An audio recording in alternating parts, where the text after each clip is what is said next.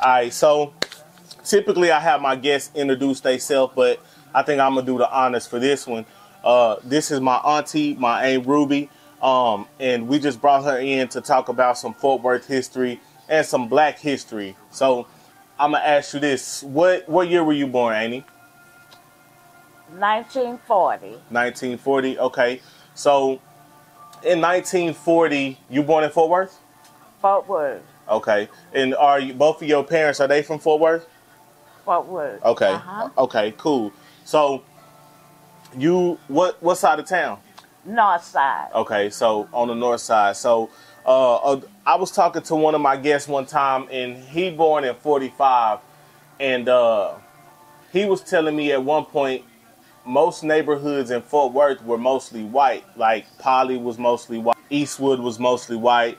But the north side is one of those areas that was always mostly predominantly black. Was it always predominantly black? One part of it. Okay. From our house was on 3122. So in 32nd, back down to 28th Street and on was the black. Okay. 32nd back to the left was all white. Okay. Okay. So all the way back to Long and back over in there. Right. Because that was before they put the airport and everything, took over everything over there off of Long. Okay. Okay. Okay. Let me ask you this: growing up on the north side, I know you tell it was mostly split. Had one half was black, one half was white. Growing up this is the 40s, so by the time you really going outside and stuff like that, it's maybe 45, 46. Are you playing with white kids at that time, or is it? No. Okay. Okay. In 46, I lived on Ellis, down in the stockyard. Okay. That's the next street from Maine. Right. And we stayed there. I went to Clinton Avenue School, which was where they have built Rodeo Park now. Okay. Okay. And we went to school there until 1950. Right. And they opened Kirkpatrick. Right. Okay. Okay. So growing up, let me ask you this: since it's segregated, what is there to do for a kid outside? Like, what are y'all doing outside? Are y'all riding bikes? Are y'all even venturing? No, we just ride bikes, playhouse, make dolls, baseball in the street. Okay. Because during that time, we didn't have paved streets. Wow, really? There were no paved streets? There were no paved streets. Okay, so it's really pretty much dirt roads. Dirt roads. Wow. Okay, so now let's talk about grade school, right? You're getting into grade school. What is it like? Because at this point, you got to be going to an all-black school, right? All black. What school is that? The first school you went to? Clinton Avenue. Okay, Clinton Avenue. And when we say all black, is Fort Worth ISD a thing at this point, or it was affiliated with ISD? Fort Worth ISD. Okay. So let me ask you this: are the teachers all the teachers black and all black teachers? Right. Okay. Okay. So let me ask you this: if you pretty much living in a world where it's nothing but black people you're encountering, nothing but black people that you working with, dealing with, what is the feeling about white people at this time? Well, I haven't had that much dealing with them until I started working. Right. Okay. Okay. Okay. So pretty much you don't even really have much encounters with white people at that point. So let me ask you this: what do your parents tell you about them? Do your parents even tell you about them, or do you don't even know nothing about them really? They never talked about them. Never even talked about them. Okay. And let me ask you this: do you know what your mother and father did as far as their professions? Like, Okay, my mother, before I started the school, and my daddy was in service, Right. Okay. my mother worked for Armour's Packing Company, which was down in the stockyard. Armour's was on one side, Swift was on the other. Right. Okay, and when my grandmother got sick, my mother had to stop working so she could stay at home with us. And we were still down on Ellis then. Right. And my daddy was in service till 1945. I think daddy came home in 45. I started the school in 46. Yeah, daddy had come home. Okay. And my daddy was an auto mechanic teacher at I.M. Terrell at night. Okay. And then he worked at Swift's Packing Company in the day. Okay. Okay. So he had two jobs. He had two. He worked nights and days. Right. Okay. And so I'm pretty sure they have encounters with white people, but once again, they're not really telling y'all about them or talking to y'all about it at all. No. Okay. Okay. So let's fast forward. Let's go back to you in school. So while you in school, you growing up, you at an all-black school. Let me ask you this: do you realize that the world is segregated, or you don't even look at it that way? I never thought about it. Right. Okay. Okay. Because we had our own activities, and we would go to I.M. Terrell for tournaments. We would go to Como for tournaments. And we had Gwen, and that's about the only schools Dunbar. Right. Okay. So we were all just knitted like that. Okay. Just close knit.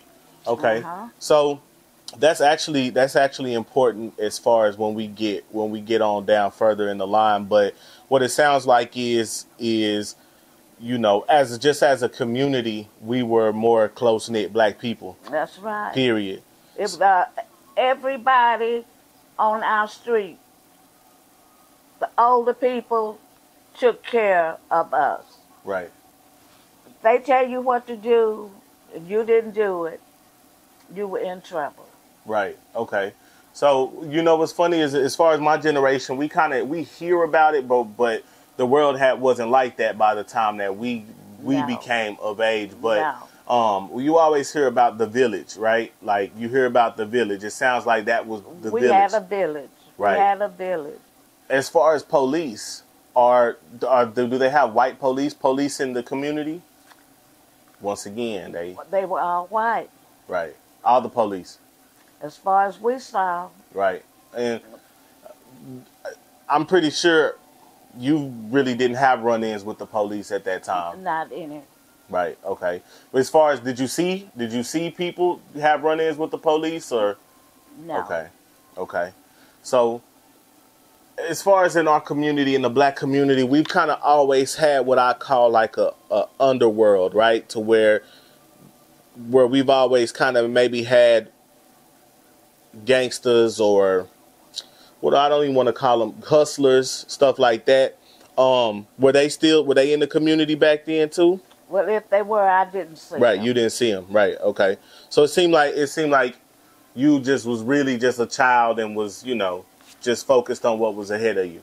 I had a strict daddy. Right. Okay. So you go to school, you come home. Right. You go to school, you come home. Right. Okay. So you didn't know what was going on outside. Right. Okay. Right. Okay. So let's talk about that for a minute. You say you had a strict daddy, which that would be my great grandfather, right? Right. That would be my great grandfather. Uh-huh. What was he like? What was he like? What was his you know, what were some things you could remember about him? He was a quiet man. Okay. He didn't do very much talking, Right. but he was strict. Right. We knew that we had to go to school. School was out, we had to come home. Right. When I got in the band, he knew that we had band practice after school. We had to come home. If they had a school dance, he was waiting on us when we come out. So Yeah. that was him. Everybody knew him on the north side, Mr. Snooty. Right. Okay. Everybody knew him. Okay. And do you know what year he was born? My dad was born in 1921. 1921. Okay. Because that you saying that he was quiet and he wasn't really about a bunch of talking. That reminds me, there's a dude I interviewed, the guy I was just telling you about, who was born in 45. He said when he was little, you know, he would talk to what he calls the old niggas, right? The old niggas. And he told me, he said, man, them old niggas wasn't about a bunch of talking. They didn't even have much to say. They just meant what they said, and that's it. And that's it. Okay. So as far as history, what I've always been curious about, as far as because I'm a history junkie. That's what even got me doing this type of stuff. I'm always been very interested in history. When you're learning U.S. history, when you're in school, right? Since it's segregated and it's Black history, are they teaching Black history, or are they talking? They were not teaching Black history in school then. Oh wow. Okay. They wasn't even teaching it. They were teaching us history, but it wasn't Black history. Right, right. They was more so just teaching U.S. history. We would, they would run through it and find maybe here's a Black person that did this, but as far as teaching you Black history about what the Black people did, it wasn't in school then. Wow. Okay. So, and it's interesting because for me, when I think of history, the major points of history that I think about is going to be, of course, civil rights. Then before civil rights, you maybe got the World Wars, Vietnam, stuff like that. And then going back further, you got the Civil War. But it's crazy because you grew up during civil rights. So that hadn't happened yet. So history was just what it was at that time for you. That's it. Yeah. We just live from day to day. Right. Okay. So let's talk about the civil rights days. Because boom, you pretty much went through you went through elementary school, at a segregated school. You go through middle school at a segregated school, and you finish high school at a segregated school. What school did you go to? Kirkpatrick. Kirkpatrick? Okay. We didn't have a middle school. They didn't have middle schools then. Wow. You just K through 12. That's it. Okay. K through first. Yeah. My first 4 years was at Clinton Avenue. From the 5th to the 12th was at Kirkpatrick. Oh, okay. Okay. So Kirkpatrick, who is that named after somebody? Milton L. Kirkpatrick. Okay, and who was he? Okay. He was the founder of the school. Okay. Okay. Let me see this real quick. I graduated with one of his nephews, Curtis Kirkpatrick. Okay, so it looked like he was black, right?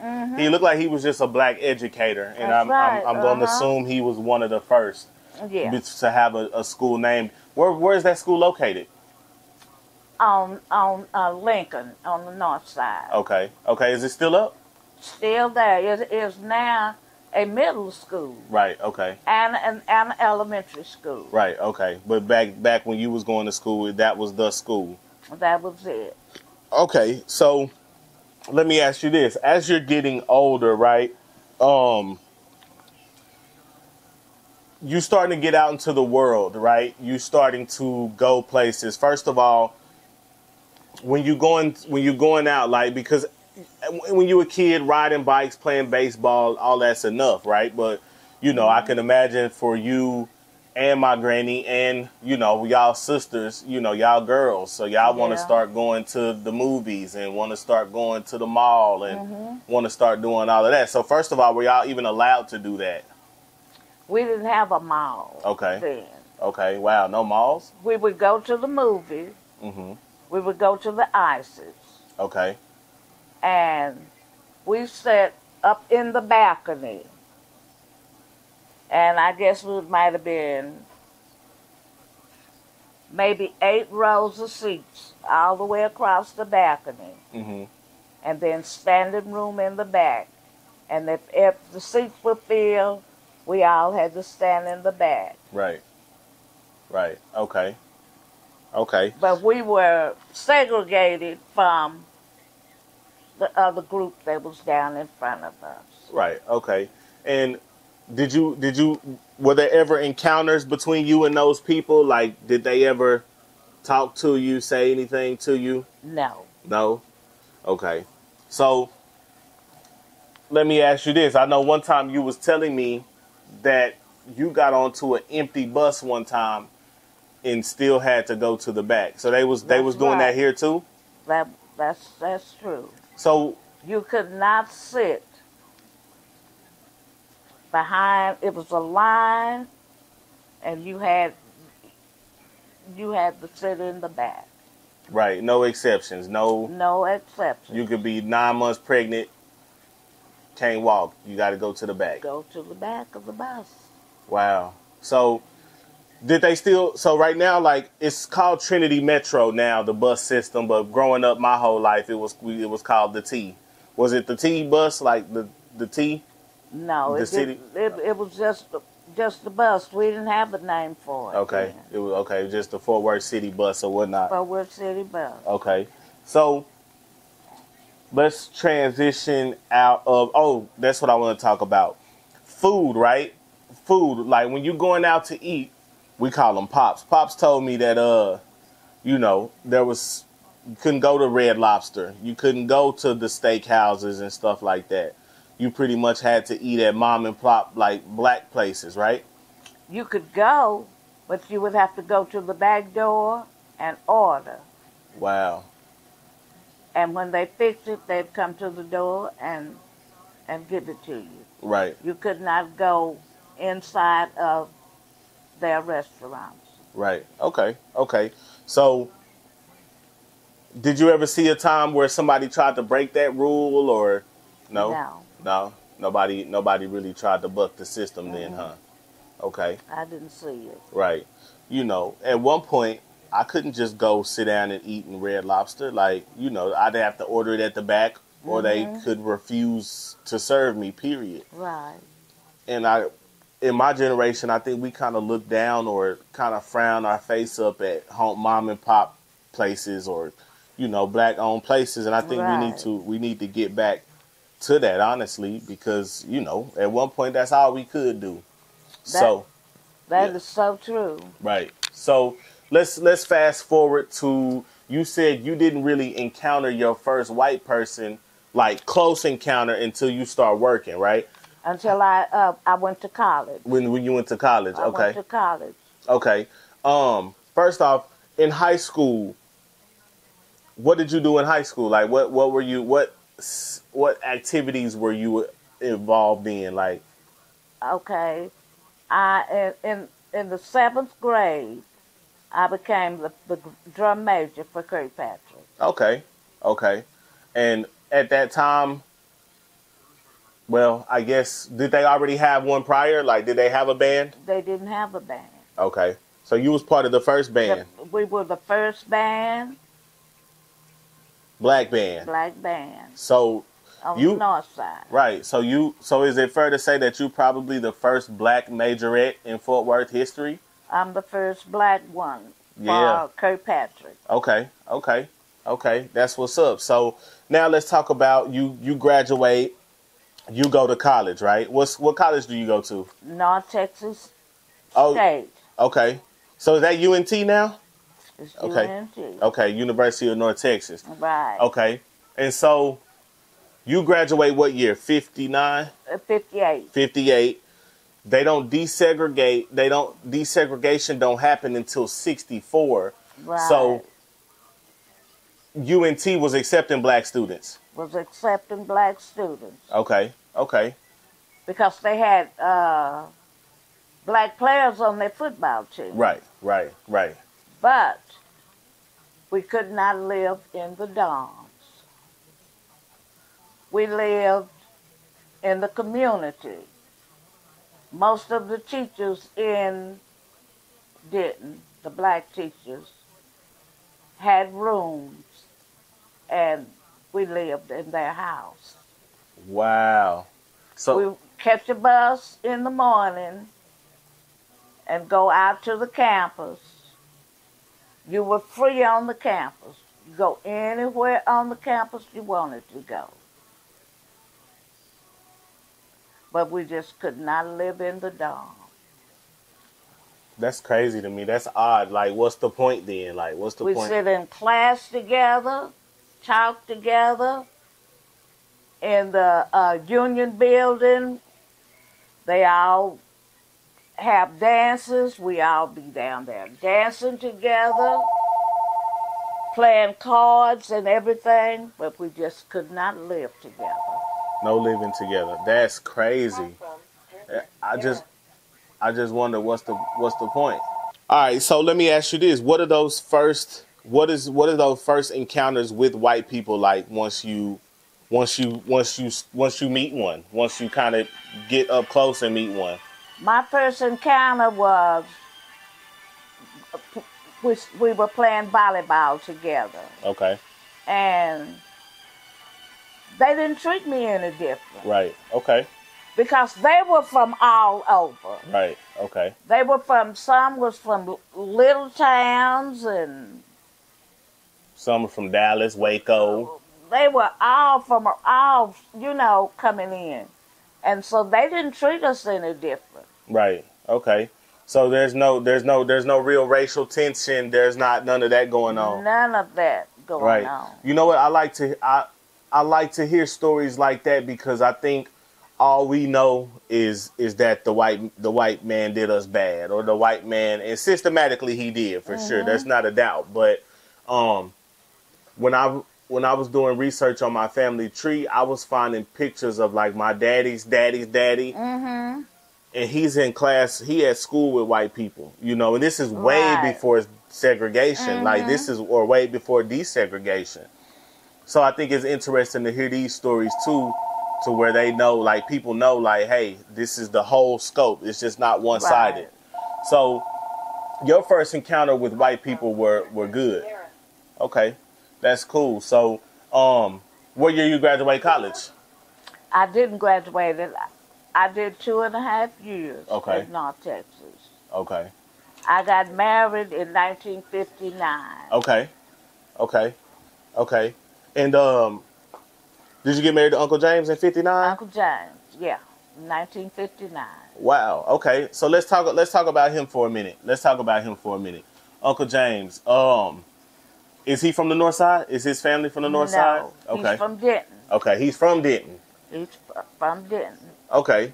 So some of these same questions, and of course you can't answer for him, but maybe he, y'all had been married since '59, and even when I was born, y'all had already been married for years. For years. So That's right. So that means you know him just as well as he That's know right. himself. I was 18. We were 18 years old. Okay. So first of all, how you meet Uncle James? Well, I met him.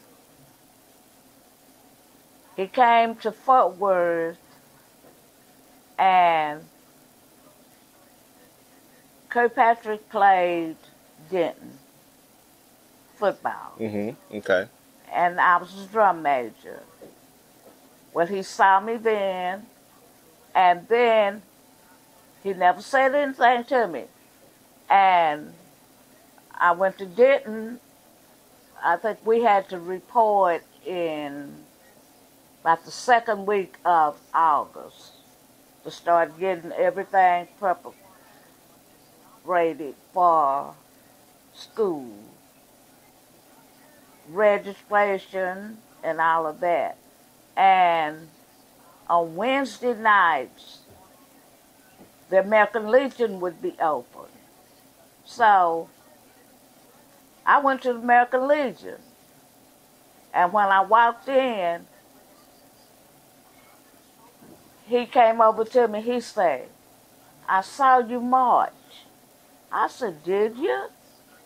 He said, "Yeah." I said, "Where?" He said, "Fort Worth. Kirkpatrick." I said, "You right?" And we became best friends. Right. We were not courting or anything. I would go to the Legion Hall when I got ready to come home. He'd walk me back up to my place where I stayed. He'd go home. Next 3 or 4 days, I'd see him. And just like that, he was just like a best friend. And then I guess it went on for like maybe a couple of months. And one night he walked me home, and I said, "Well, see you later." And I turned around to go in, and he just snatched me around. He said, "What do I have to do to prove to you that I love you?" Right. Right. And then that's when we started going together. Okay. Okay.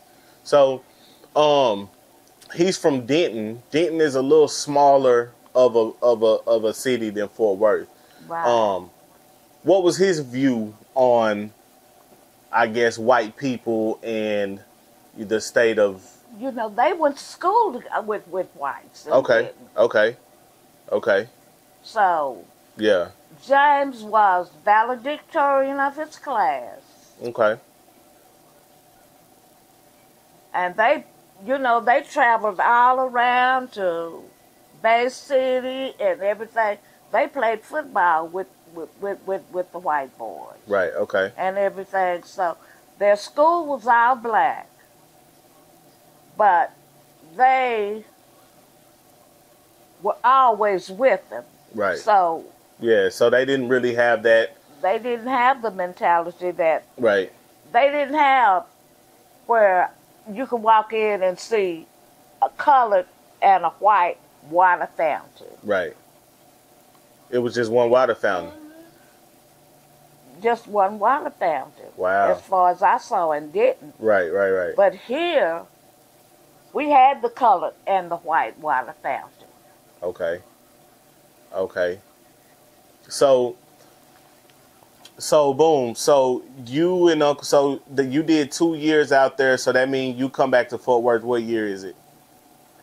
I didn't move back to Fort Worth until 73. Okay, 73. So you stayed out there in Denton for a while. Oh yeah. Okay. So 1964 is the big year that I always talk about. That's the year that they desegregated the entire country. Now, what it sounds like is for you and Uncle James especially, it was really no.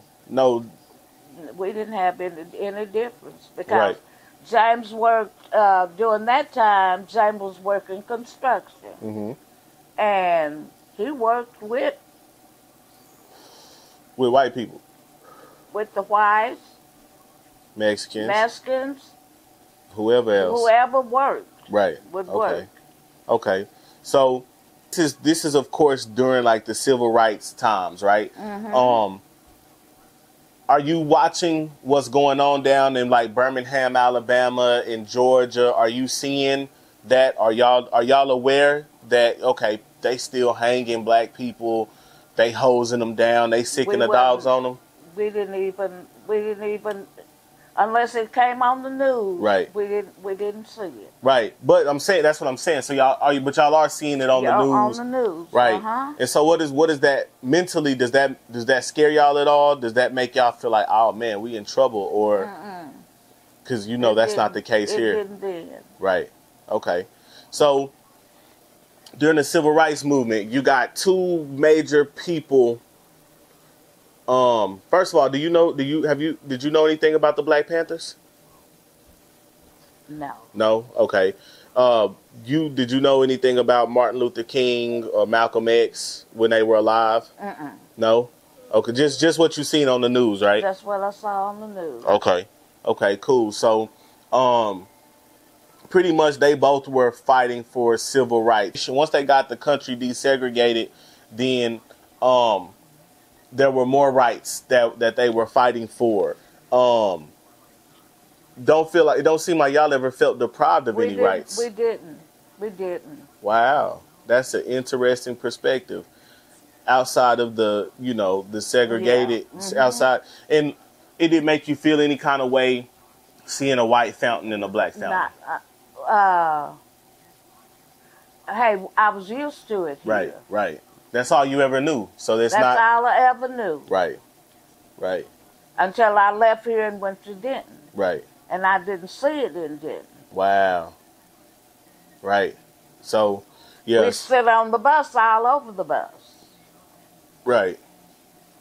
Wow. So in a way, Denton was more modern than Fort Worth was. It was. It was more modern. It was. Okay.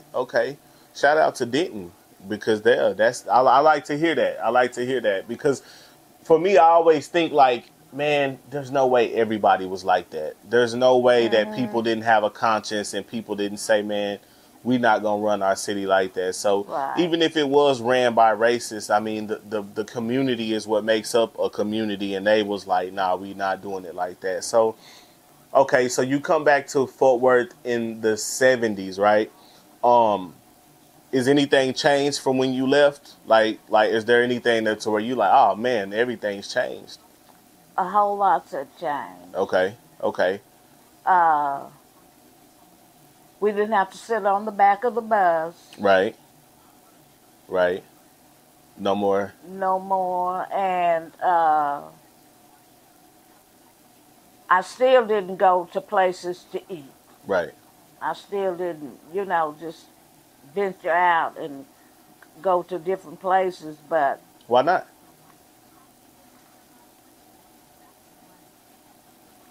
Three girls. I had to work, make sure they had a place to stay and food to eat. Right. So, what we would do every Friday was a special day for us. So, whatever they wanted to eat that Friday is what we went and bought. Right, okay. And you say you got three girls at this point? I had three girls. Okay. And so, as far as the community in the village, is the village gone in the 70s or is it still? Still gone. It's not gone in the 70s. Right, okay. Not when I came home. And you were back on the north side when you come home? I came back to the north side. Okay. And how is Uncle James, how is he adjusting to moving from somewhere like Denton to Fort Worth? It wasn't easy. Right, okay. It wasn't easy. Right, like what was some of the things he struggled with? With most of the people. Right. Because if they saw me, they said, "Hey, King." And he didn't like that. Right, because you healed now. I'm healed. Right. Uncle James, man. Uncle James was so cool. But, okay, so. But he worked at Swift for a while. And then he built the Caravan of Dreams downtown. Okay. They did that. And they did the big bank, what they changed the bank from when they had a tornado or something that came through years ago, and he built that bank. Wow. I went downtown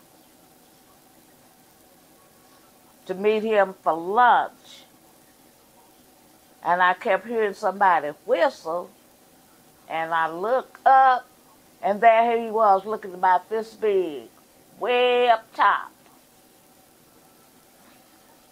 in the building. Wow. Wow. But that was the kind of work he did. Right. Okay. Okay. That bank on 30, it's been chased and everything. It's a white one. Right there when you exit off, it's a white bank. Yeah, Lancaster, right there on Lancaster. Yeah. That big bank, that's where he fell. He had a fall off of there. Key was born that night, that morning, and he fell that morning when he went to work. Oh, man. Went down feet first. Whew. So he broke his ankles?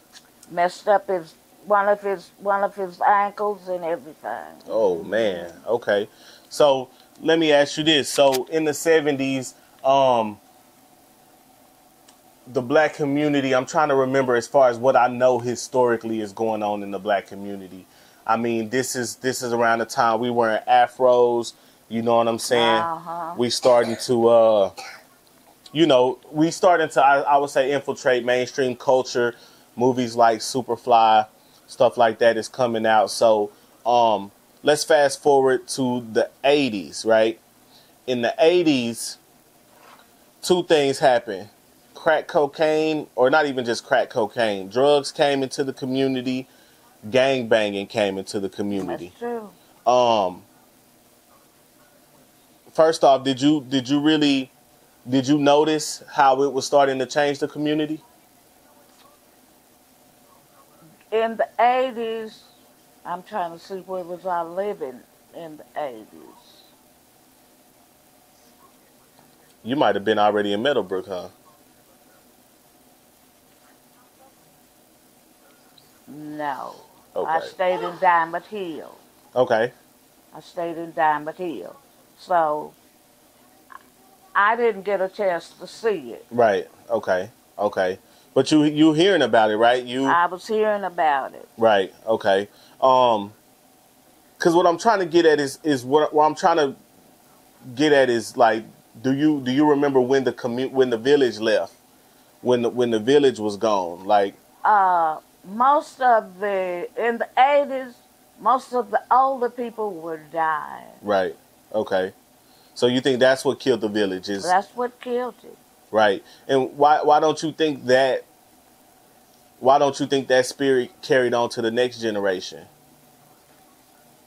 The next generation was like they used to call the baby boom time. Right. Okay, and they were like hippies and all of this. So they didn't care what was going on in a community. Right. Okay. This is my house, and if the children go out there and act up with each other instead of going out there trying to talk to them, the mothers and the fathers are arguing and fighting. Right. So the whole community, that tore the community up. Right. Okay. So just the spirit and the boomers, that's the next generation under. And it's funny because we talk about boomers now, like, they older now. You know what I mean? But back then they were hippies. They call them hippies. That's right. Yeah, they was on other things. Okay. So right now, as far as gang banging, right? We can kind of encapsulate that whole thing because it's not what it used to be, but I think the black on black killing That's where that started. That's where it started. From And gangs. what was when y'all started to see that or hear about that? What was y'all first reaction like? Because first of all, was it like that for you when you were growing up? Were we No. killing each other like that? No. No. Hey, the kids have a fight today, and 30 minutes later, everything's everything. Right. No knives, no guns, no nothing. Right. But when my girls grew up, it was the same way. But when it went off into the 80s, the last part of the 70s and 80s, that's when the gangs come in. I don't know how they got started or nothing. Right. But that's when the gangs started coming in. Yeah. So I'll tell you how they got started. It started out in LA. They started out in LA. And it got so popular that it bled all over the country. But there's a guy named Charleston White from Fort Worth who pretty much he the way he explains it is really the truth, and he says just really a bunch of boys following boys. Yeah. That's how it came to be, because these are teenagers who started this. These are 17, 18-year-olds who start this, and it's become a phenomenon that still today haunts us as far as the black on black killing.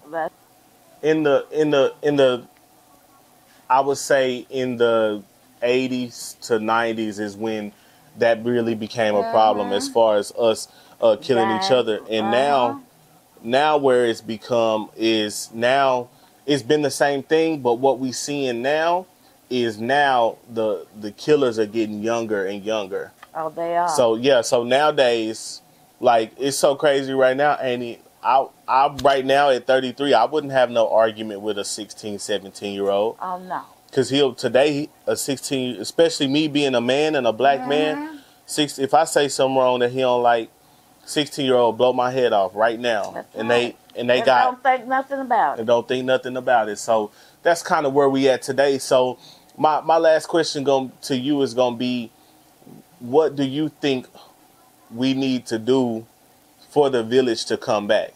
Because I think for us, everything we talked about in this interview, everything that's going on, like even with you, it sounds like at one point we had the village, and then the village was gone. Yeah. And that was our pride, our self-pride, all of that type of stuff. And now we don't have it no more. We don't. So what do you think would have to happen for us to get it back? We would have to have communities. Okay. And each household would need to know the other one. Right. Right now, you live on this side, you live in the middle, somebody live on this side of you, you may not yet know them. Right. On that side, you wouldn't know them. But to get a village back, you would have to get the community Right. to work together. Right. So yeah, pretty much it sounds like you're saying we need to go back to being We actual have neighbors. abandoned. This is like me. I'm from the north side. Here I am stuck over here on the east side. Right. Everybody that was grew up over there have mostly all moved away. They have spread it all over Fort Worth. Right. And during the time when I was growing up, our street was full of children. The parents were all there. Now I can walk down the street where I was raised and I wouldn't know nobody on the street. Right. Right. So what it sounds like too is on a deeper level too, like we need to maybe own our property too. That's right. We abandoned it. Right. We right. abandoned it. Right. We abandoned it. We let our property go, and We even with gentrification, we abandoned it. That's yeah, true. yeah. Even with gentrification, I mean, like you see it happening with the South Side, Stop Six, to where they buying people off it and they knocking projects down, and they building shopping centers and all of that over there because they really want the city back because it once was theirs. So let me ask you this: this is the big topic today. The word nigga, right? Right. We know where the word came from. We know back in the slave days, that's what they called us. Right. And after a while, we stopped wanting to be called that word. First of all, if a white person was to call you nigga, would you be offended by it? Yes. Yes. And why? Why? This is purely just to get your point of view. Okay. Number one, I'm not a nigger. Right. I am a colored Negro. Okay. Okay. So, if he got to be called a nigger, would he want to be called a cracker? Right. Right. Right. Okay. Okay. So, that's why I stay in my lane. Right. I don't do very much venturing out because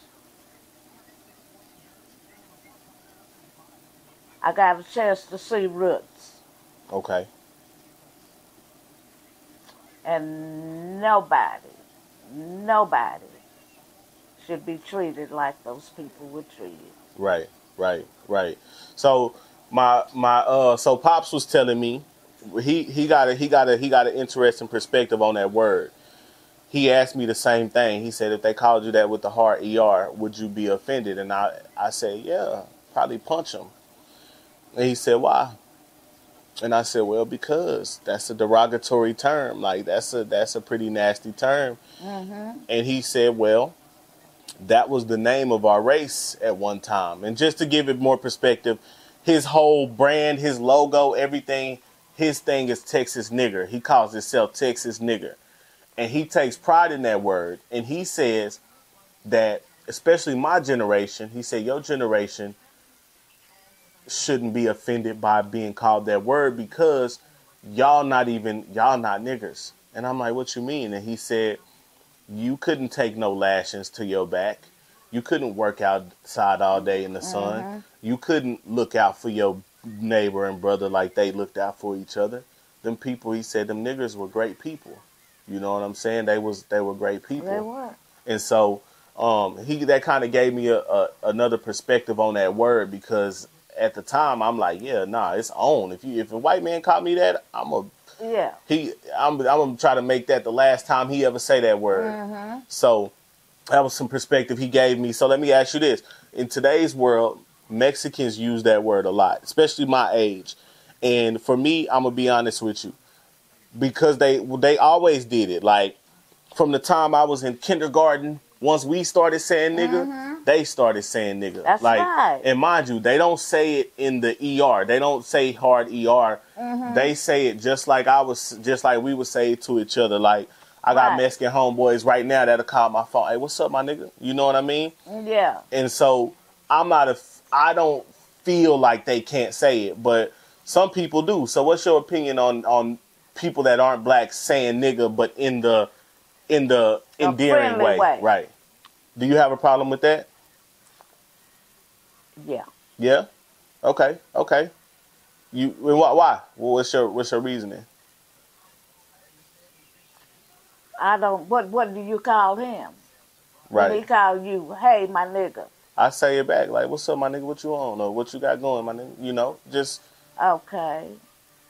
Well, hey, if you like it. Yeah, no. Look, see, me first, I'm the type of person to where, like, there's no wrong answer to this question. Like, there's no wrong answer. Okay.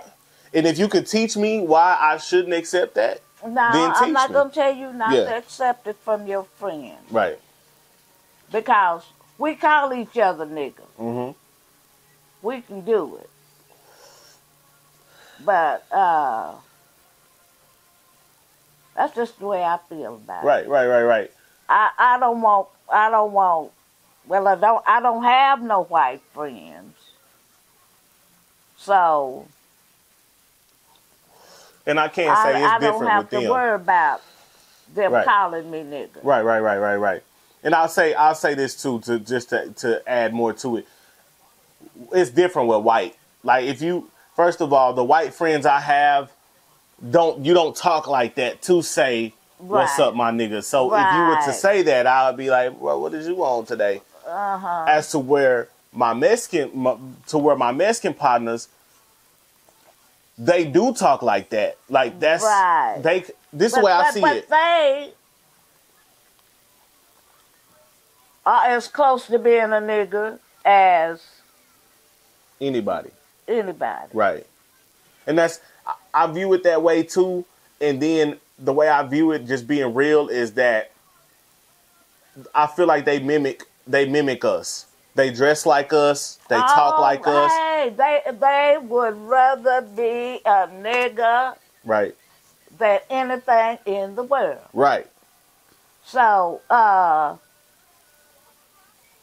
might could take it from one of them. Yeah, because that's my view on it, is that it's Because almost like that's this. a friend. Right. That's a friend. Right. It's almost like this too. Let's say you have a little brother or you have a little sister, so you know exactly what I mean. Let's say you have a younger sibling and they want to be like you. They want to talk like you, Yeah. walk like you, dress like you. And so let's say you have a bad habit. Let's say you smoke or whatever. Right. And they pick it up. You know what I mean? And you might even be mad at them, like, "Hey, don't do that." But at the end of the day, you realize that, man, you only doing this because I'm doing it. That's how I look at the word nigga with Mexicans. Yeah. It's like, y'all say it because we say it. That's If that true. wasn't a part of our lingo, y'all wouldn't use They it. wouldn't. So that's how I look at it. And then there's another guy named Charleston White. Once again, I've referenced. He had a good answer on why he don't think they should say it, and he was just saying, you can't go be nigga with your grandmama and them. You can't do that with them. If you were to go to prison, the Mexicans in prison not gonna let you be nigga. You know, they gon' you know, in prison you gotta pick a side when it come to race. You have. So that's why he feel like y'all shouldn't use nigga, because you can't do it around your grandmama. You can't, you speak Spanish with your grandmama. You don't say, you don't talk black to your grandmama. You don't, or you don't talk black when you go to prison so that was his reason. And so, pretty much, Annie, I want to thank you for taking time out today and doing this with me. This is something I'm starting, and I just want to talk to people and learn the history and learn how life was for you. And it looks like, your story needs to be heard, because, everybody thinks that it was bad, and it was, most black people had a rough growing up experience, but it sounded like it wasn't that bad for you. It sounded like you didn't have too many bad run-ins with white people, and I'm glad. I didn't.